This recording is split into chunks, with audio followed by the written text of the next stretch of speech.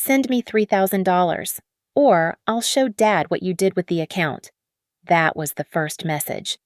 30 seconds later, my father told me to pack my things and leave.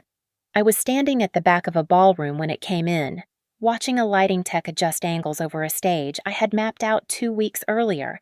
Guests were arriving early. Timing was tight. Everything was under control. Except my phone. I read the message again. Not because I didn't understand it, because I did. Too clearly. I stepped aside anyway. Habit. Move table 12 2 feet left. I told my assistant, we need a clean path to the stage. She nodded. No hesitation. I typed back, earn it yourself. My name is Camila Torres. I'm 33, and I run events for people who expect precision because mistakes. In my world, get expensive fast. The next notification wasn't from my sister. It was from my father. Not a call, not a question, a message. In the family group chat, pack your things and get out of this house. Now. 2 people had already seen it. No one replied. I stared at the screen longer than I should have. Not because I didn't understand what he meant, because of how easily he decided it. Camilla, a vendor, called. We need confirmation on the secondary lighting cue. I locked my phone, walked back, keep it at 70%.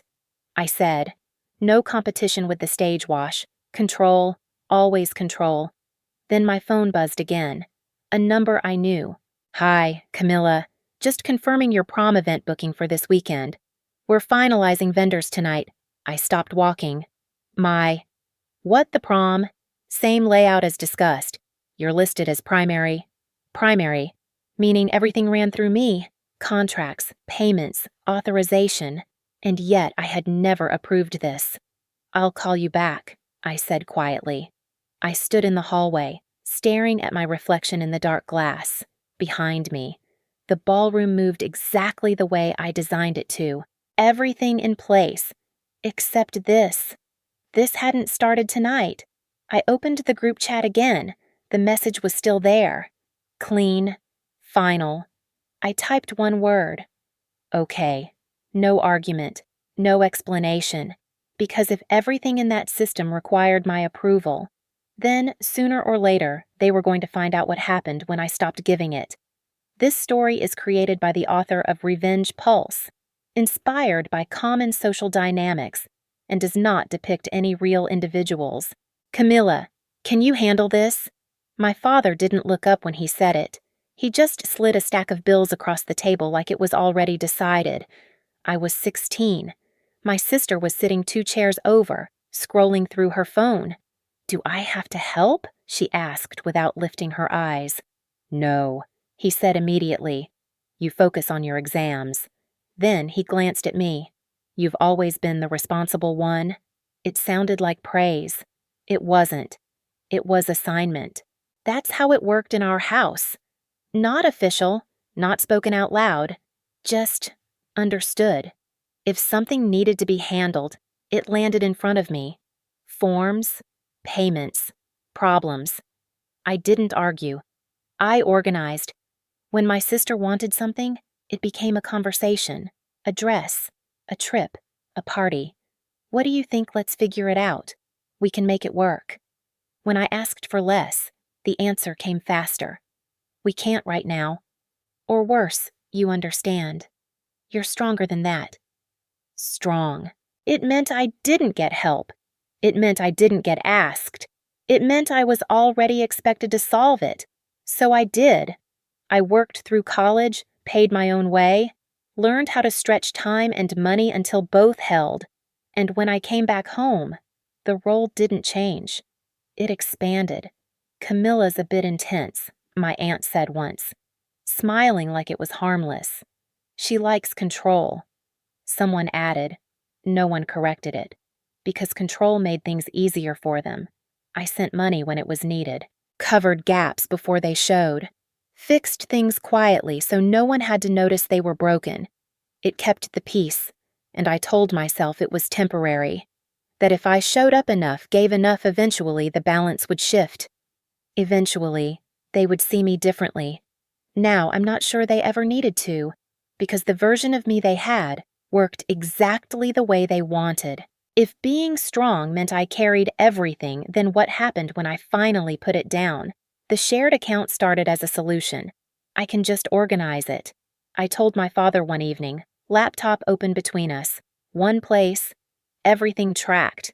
He didn't hesitate. That would help. We've all been too busy. So I built it the way I build everything: clean, structured, controlled. One central account, categorized spending, scheduled transfers, utilities, maintenance, groceries, every payment labeled, every vendor logged, and one rule behind all of it: nothing moved without my authorization. At least that's what I believed. At first, it worked exactly the way it was supposed to. Can you cover this bill? I'll pay you back. Just this once. Normal, manageable. I approved, adjusted, kept everything balanced. Then the system started doing what good systems do. It ran on its own. Auto payments, split transfers, recurring charges that didn't need checking because they always cleared. I stopped looking closely because nothing looked wrong. That was the design. No single charge stood out. A boutique purchase here, a small deposit there. Amounts too minor to question. Individually harmless. Together something else entirely. I didn't miss them. I allowed them, because the numbers still balanced, and balance meant control, until it didn't. That night, I opened the account again, slower this time, scrolling instead of skimming. That's when I saw it. A name I recognized. The same planner who had just called me. Not a new charge, an old one. Months back. Deposit confirmed, contract attached. I clicked into the details. Primary contact me. Billing authorization me. Every step routed through my system, but I had never approved this. Not consciously, which meant something worse than a mistake. They hadn't broken the system. They had learned how to move inside it quiet enough that I would never notice until it was too late. If everything required my approval, how had they been spending without it? The alert came through just after midnight. $5,000 withdrawn. No note. No category. Just gone. I stared at the screen, waiting for it to make sense. Sometimes vendors processed late. Sometimes labels lagged. But I already knew this wasn't that. I called her. Music in the background. Laughter. "Hey," she said. Like nothing had happened. "Did you just take $5,000 from the account?" A pause. Brief. Controlled. "Oh, that. Yeah, prom stuff. I was going to tell you. You already booked something. It's just deposits. Everyone's doing it. Too smooth. Like she had rehearsed it. You asked me for 3 yesterday," I said. "Now it's 5. It changed." She replied quickly. Prices went up. Someone called her name. She covered the phone.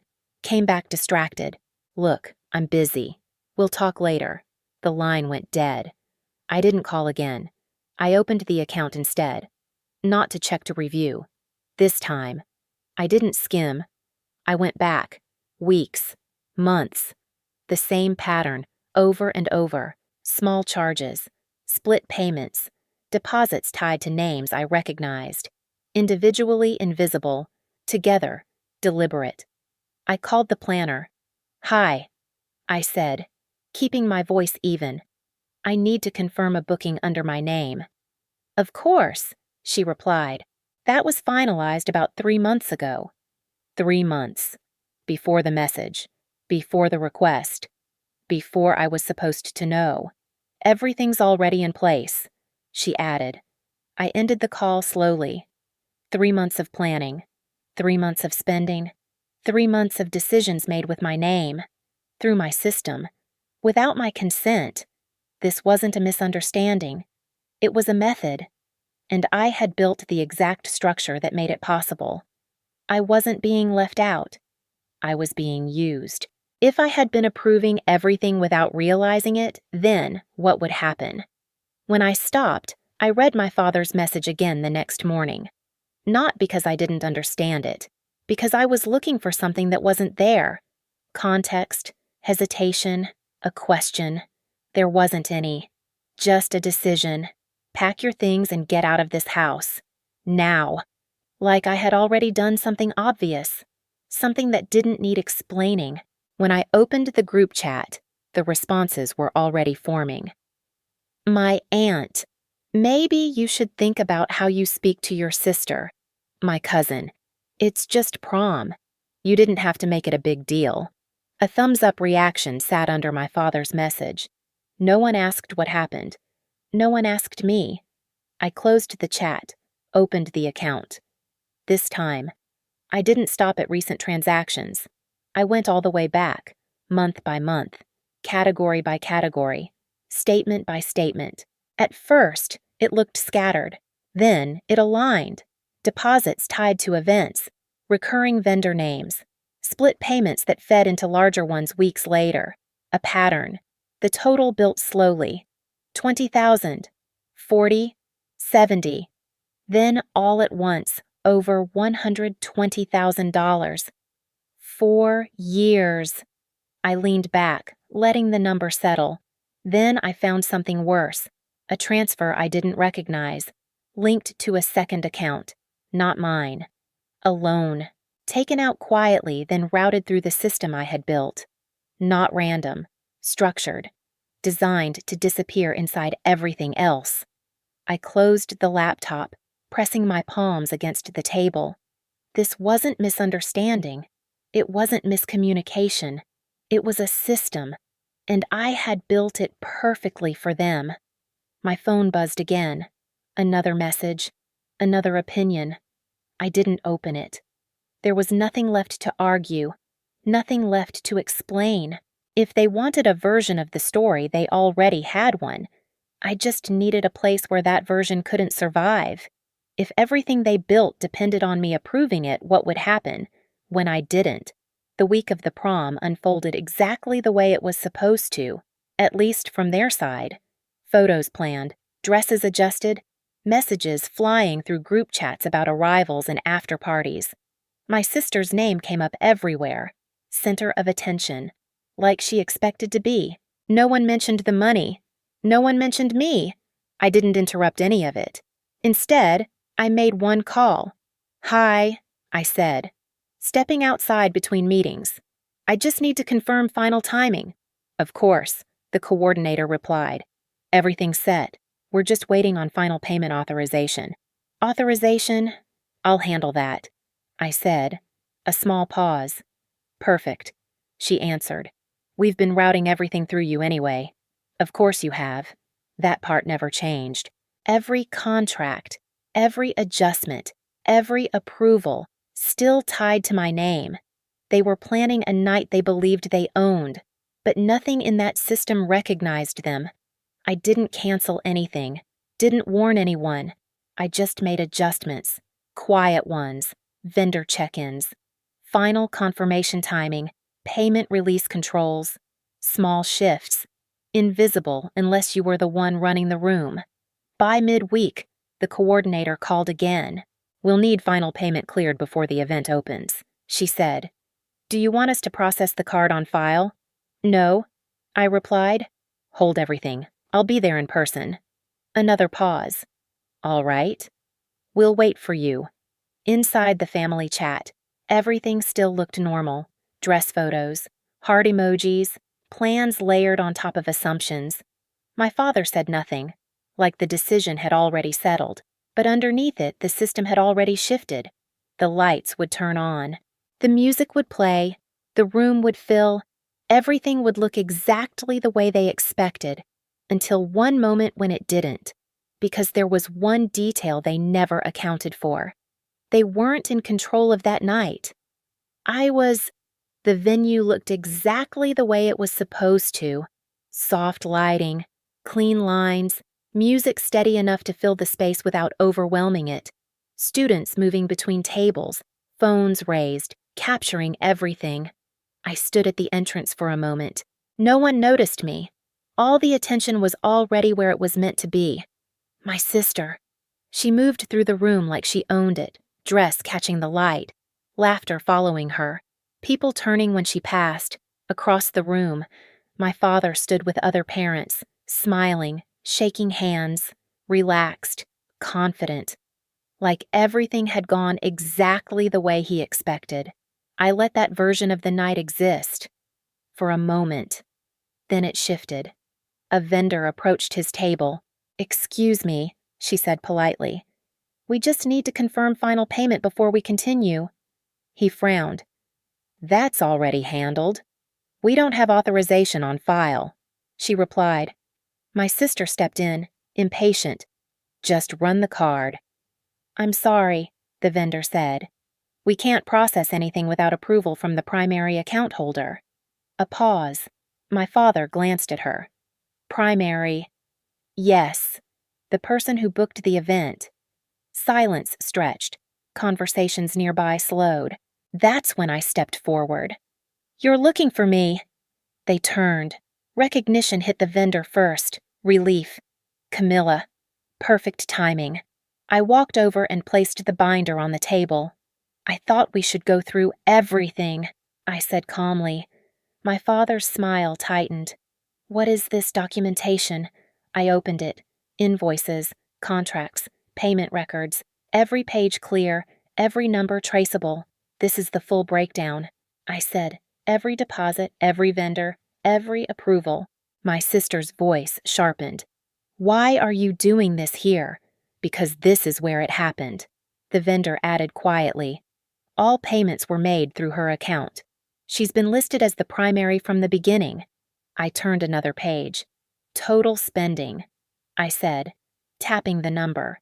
"Over $120,000. No one spoke. Then I looked at my father. "There's just one problem," I said. "You're not authorized to pay for any of it." The words landed harder than the number. Around us, people were no longer just watching. They were listening, understanding. And for the first time, my father didn't have the room. And without the room, he didn't have the story. "It's not what it looks like." My father's voice stayed measured, controlled, like he was still searching for a version of this he could fix. "There's been some confusion," he added, glancing at the people watching. "We'll sort this out privately." "No," I said. I didn't raise my voice. I didn't need to. I turned another page and slid the binder closer to him. "This is the timeline. 4 years, dates, transfers, vendor confirmations, everything aligned." He didn't touch it. "You've been helping the family," he said, adjusting his tone. "We've always appreciated that. That's not what this shows." He looked at the pages, then away. "Because appreciation wasn't documented anywhere. Only usage." My sister stepped forward, her composure slipping. "Why are you making this such a big deal? It's just money." A voice from behind her cut in. "Wait," another parent said. "She paid for all of this silence." Then another voice. "You didn't know." The question didn't come to me. It landed between them. My sister turned to my father, waiting for him to fix it. He didn't, because there was nothing left to adjust, nothing left to reframe. I closed the binder halfway. "I wasn't asked," I said. "Not once." That settled heavier than the number. Not the money. The absence of choice. Around us, the energy shifted completely. People weren't just watching anymore. They were deciding. And once they saw it clearly, the story my family relied on stopped working. Not because I argued against it, because it didn't match what they could now see. I met my father's eyes one last time. "You didn't pay for this night," I said quietly. "You just showed up to it. The messages started before I even got home. You humiliated us." Then another. "I don't know what you think you proved tonight, but you've gone too far." I let them stack, didn't open them, didn't respond, because I already knew the pattern, not denial. Redirection. When I finally opened them, my father's name appeared next. "Your behavior was inappropriate. This should have been handled privately." There it was, not what happened. How I reacted to it. Another message followed. You've always had a problem with respect. I stared at that one longer. Not because it surprised me, because it fit too perfectly into the role they had built for me. Difficult, disrespectful, too much. I set my phone down, then picked it up again, opened the folder I had already prepared. Screenshots, messages, dates, not emotional, factual. I selected the thread from the night before, my sister's message. Send me $3,000 for prom, or I'll tell Dad. My reply, my father's message. I attached everything, unedited, unframed, complete. And I sent it, not just to them, to the same group chat where this started. The typing indicators appeared almost immediately, then disappeared. No response. A few minutes later, my aunt left the chat. My cousin read the messages, said nothing. Then one reply came through. I didn't know. Another message followed. So she paid for all of this, and you threw her out. No one answered that one. That was it. No defense, no correction, no version left to hold on to. Because the story they had used for years depended on one thing, people not seeing the full picture. Now they had. And without that, it didn't just weaken.